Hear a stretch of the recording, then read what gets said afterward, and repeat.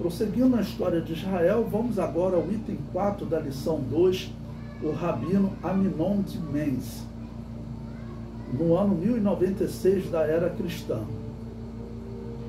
Dos muitos pecados da Babilônia apocalíptica, uma história que me deixa pasmado é a história do rabino Aminon de Mens, que viveu nos dias da primeira cruzada católica, 1096 da era cristã. Diante da ordem do Papa, o arcebispo da cidade de Mens, na Alemanha, decidiu cobrar ao rabino Aminon a conversão ao catolicismo, que ele chamava, de cristianismo. Mas o rabino recusou a conversão. O arcebispo mandou cortar os pés e as mãos do rabino, que ficou avisado: se rejeitasse novamente a oferta de conversão, teria outra parte do seu corpo cortada. Em seu artigo Peregrinações Cristãs, Cruzada e Perseguição aos Judeus na Idade Média, Rebeca Souza Batista diz: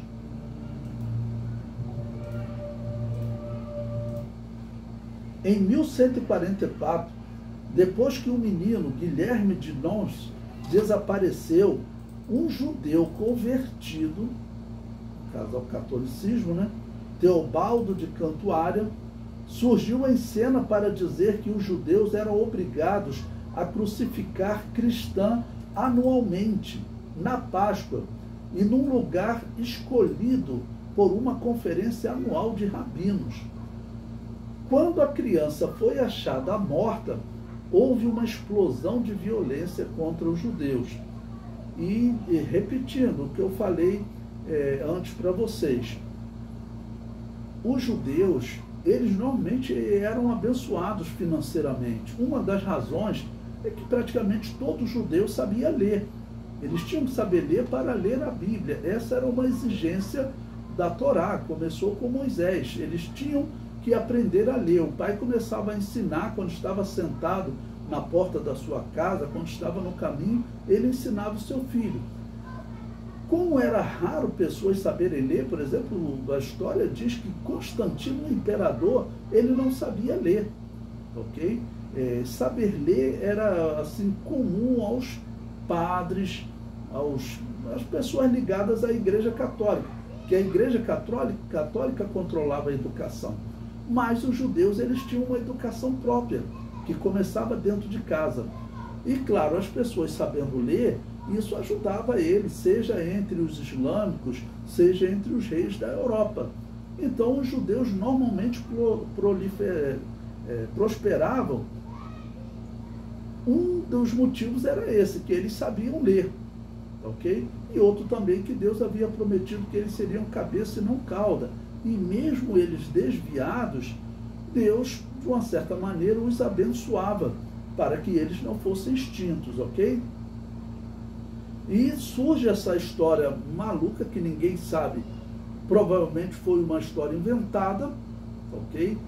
Normalmente, para se livrar de pessoas que se livrar de judeus que eles tinham pegado algum empréstimo, então eles inventavam essa história, matavam o judeu, acabou a dívida, ok? E normalmente ainda se apossavam dos bens dos judeus. O comentário prossegue. No livro Kiddush Hashem, Crônicas Hebraicas sobre as Cruzadas, é um livro interessante, se vocês quiserem comprar, Nachman Faubel reúne testemunho de judeus durante as cruzadas. O termo Kiddush Hashem se traduz literalmente por santificação do nome divino. Mas o título se aplica à atitude, preste atenção, irmãos, de cometer suicídio para não ter que negar o nome, como eles falavam, o nome de Yahvé, o nome de Deus, que seria uma referência ao nome de Deus Yahvé. Na Alemanha, durante a primeira cruzada, a perseguição aos judeus foi ampliada sob ordem do pontífice romano católico, Urbano II. Essa perseguição foi a causa dos judeus alemães iniciarem essa prática de suicídio coletivo para escaparem das terríveis torturas da Babilônia apocalíptica. Daqui a pouco, irmãos, uma pausa aqui para explicar, eu vou mostrar para vocês os instrumentos de tortura que a Igreja Católica utilizava. Era coisa assim que não é humano. As atitudes da Igreja Católica têm que ser vistas realmente como uma religião pagã que tinha um ódio pelos judeus e pelos cristãos que não aceitavam a doutrina dela. Ambos morriam nas mãos da Igreja Católica. Ok? O comentário prossegue. O Papa, que tomou o título de Sumo Pontífice do Imperador Romano, liderou uma matança de judeus que durou séculos. As Américas foram povoadas com judeus fugindo da perseguição da Babilônia apocalíptica. A Santa Sé, entre aspas, chamava os judeus de marranos, que significa convertidos à força. Não lhes davam o direito de serem chamados de cristãos, mas apenas cristãos novos. Esse período, nós estamos agora próximo do ano 1100, faltando 400 anos para a Reforma. Esse período vai ser um período de perseguição terrível. E próximo do ano 1200, ou seja, 100 anos à frente do período que nós estamos estudando, a Igreja Católica vai criar a Inquisição em que a tortura será ampliada. Você veja a história desse rabino que teve mãos e pés cortados por não aceitar a doutrina católica, por não aceitar o batismo católico. E muitos judeus terão que aceitar esse batismo por não conseguir resistir às torturas, porque eram torturas terríveis. E é por isso que eu digo, nós realmente não podemos cair no erro de chamar isso aqui de cristianismo. O que esses papas estão fazendo está errado de acordo com a Bíblia. Em nenhum momento a Bíblia diz que a igreja deveria conquistar Jerusalém, se apossar de Jerusalém. Pelo contrário, Jesus Cristo profetizou que Jerusalém seria destruída, e foi destruída no ano 70. Então Jesus falou que Jerusalém ficaria nas mãos dos gentios até que se completasse o tempo dos gentios. O tempo dos gentios vai se completar num período que a igreja já não estará mais aqui na terra. Ela será arrebatada. O tempo dos gentios vai se completar durante a grande tribulação. Jesus Cristo foi claro em afirmar que ele só se completaria quando completasse a profecia de Daniel, em que viria o anticristo e se assentaria no templo de Deus, querendo parecer Deus. Então não existe profecia para nós conquistarmos Jerusalém. Pelo contrário, a Bíblia diz para nós orarmos por Jerusalém. Então, essa ira católica, eu digo, você dizer que a Igreja Católica era a Igreja de Jesus, irmãos, isso é uma agressão ao verdadeiro cristianismo. Por isso é que historiadores, eles hoje dizem, não quero saber de cristianismo, não quero saber de religião, porque olha o que a religião faz.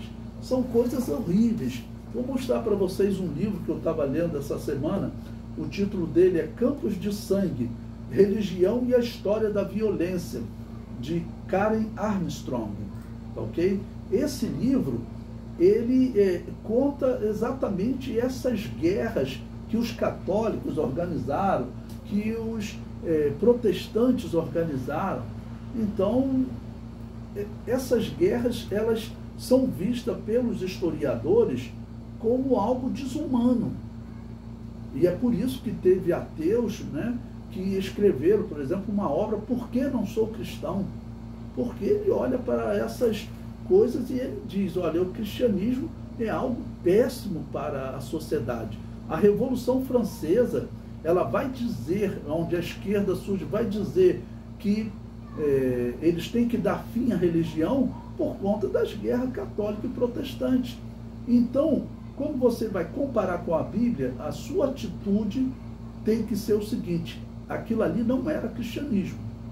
Principalmente quando nós vamos chegar agora nós estamos próximo do ano 1100, a Igreja Católica vai encontrar uma igreja anabatista. E eles serão implacáveis, a perseguição vai ser com tortura, e quem não aceitar será jogado na fogueira, será queimado vivo. Coisas que nem o Império Romano fazia. Então, eu, por uma consciência cristã, não é questão de perseguição, nada, mas por uma consciência cristã, eu digo que isso aqui não é cristianismo. E eu falei para vocês em algumas aulas passadas que os protestantes, Lutero, Calvino, Zwinglio, eles ficavam procurando quando que a igreja se desviou. Para Zwinglio e Calvino, essa igreja aqui do ano 1100 era a igreja cristã, sim. Lutero já disse que a igreja se desviou lá no ano 600, ou seja, 500 anos antes do período que nós estamos estudando. A única coisa que eu falo para os luteranos é que lá no ano 600, essa igreja católica já cultuava os mortos, já ia para o cemitério no dia de finados. Então, se aquela era a igreja de Jesus, os luteranos também deveriam ir para o cemitério no dia de finados. Ok? Então, são incoerências que nós não podemos seguir, não podemos cair nesse erro.